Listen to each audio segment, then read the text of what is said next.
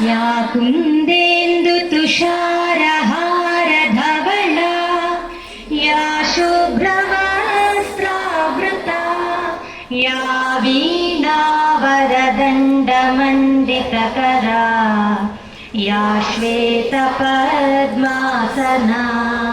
या ब्रह्माच्युतशङ्करप्रभृतिभिर्देवैः सदा पूजिता सा मां पातु सरस्वती भगवती నిశ్శేషజాడ్యాపహ.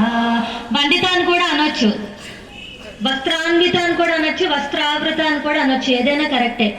విష్ణు సహస్రనామం కొన్ని పూర్వంగా మీరు చదువుతారు, ఎక్కడ వాళ్ళు అక్కడ కూర్చోండి ఒక 2 minutes.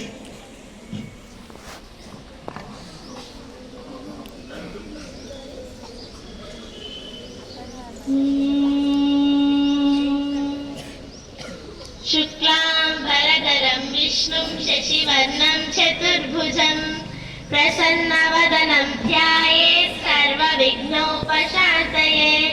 यस्य द्विरदवक्त्राद्याः पारिषद्याः परशतं विघ्नं निघ्नन्ति सततं विश्वक्सेनं तारं शक्तेः पौत्रमकल्मषम् पराशरात्मजं वन्दे शुकटातं तपोनिधिं. व्यासाय विष्णुरूपाय व्यासरूपाय विष्णवे नमो वै ब्रह्मनिधये वासिष्ठाय नमो नमः. अविकाराय शुद्धाय नित्याय परमात्मने सदैकरूपरूपाय विष्णवे सर्वधिष्णवे. निःस्मरणमात्रेण जन्म संसारबन्धनात् विमुच्यते. नमस्तस्मै विष्णवे प्रभविष्णवे. ॐ नमो विष्णवे प्रभविष्णवे. श्रीवैशम्पायन उवाच श्रुत्वा धर्मानशेषेण पावनानि च सर्वशः युधिष्ठिरः शान्तनवं पुनरेधा.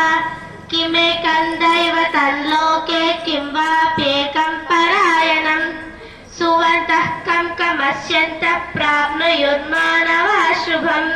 धर्माणां भवतः परमो मतः किं जपन्मुच्यते जन्तुर्जन्म संसारबन्धनात्.